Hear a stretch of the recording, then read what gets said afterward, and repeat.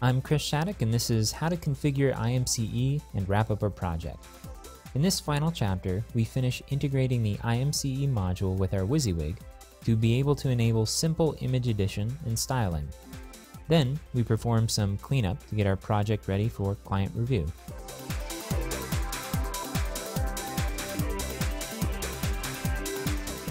Okay, so we created our profile and it looks like it reloaded the page in order to allow us to continue making edits to this profile. But let's go ahead and jump back up to the IMCE configuration by clicking it in the breadcrumbs. And now, under Role Profile Assignments, let's select our new profile for the Site Editor role. I'm going to click Site Editors here. So one thing to note about this is that it keeps in mind that a user may have multiple roles. So for example, our site editors also have the guide role. But let's say we set up a profile in IMCE for the guides as well. So we have one for guides and one for site editors. Since site editors have the role of guide as well, then which profile gets used? This says that lighter roles that are placed upper will take the precedence. So lighter roles above the other ones will be the ones that get chosen first. So this positioning of site editor above guide makes sense, since we would want site editors to use a different profile than those of guides, even though they have the guide role. Now, if that sounds a bit confusing, don't worry about it. You can come back to this if you have to configure IMCE for a multiple role environment later. Okay, let's go ahead and save our settings. So we have our IMCE profile set up, and if you remember, as we configured it, we checked that box next to Show IMCE in the user profile. So we should be able to see one in our administrator account. So let's go ahead and take a look at it. I'm going to go ahead and click on this Hello Admin in the administration bar. And now, as a tab in the user account page, there's a File Browser tab. Let's go ahead and click that. Okay, so this should look familiar from the demo that we looked at. If we look at this, we see that we have root, and we have several folders in here: CSS Injector, CTools, Guide Photos, and Styles.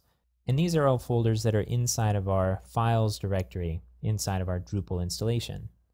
Now in root here, which we currently have highlighted, we have some files that sound familiar.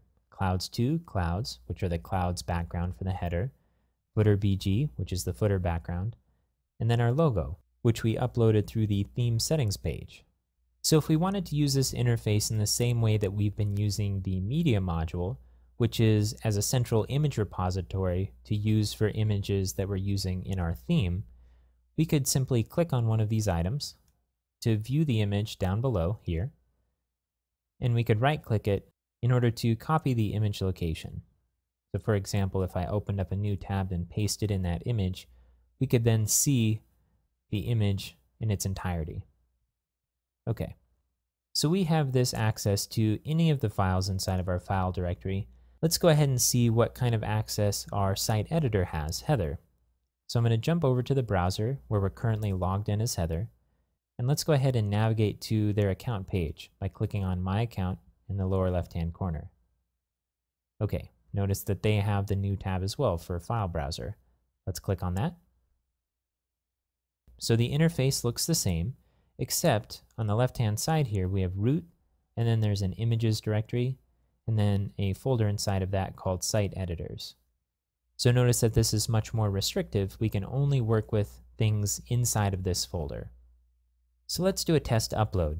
Let's take the image that we need to add to our home page eventually and upload it to this folder. I'm going to go ahead and click the Upload button. We have the ability to choose the file, so I'm going to click Choose File. And then in the Images folder, inside of your resource pack, there will be an image called homepagephoto.jpg. Go ahead and click that. Once it's selected, you can click Upload, and it will upload the image. We can then choose to upload another image. I'm going to go ahead and just exit out of this for now. And down here at the bottom, we see our image, and we can scroll to view the rest of it. And if we click the image, notice that it's a link. It will open up a new tab with the image so we can see it and copy the URL if we need to. Notice the URL right here. Okay, I'm going to close that out.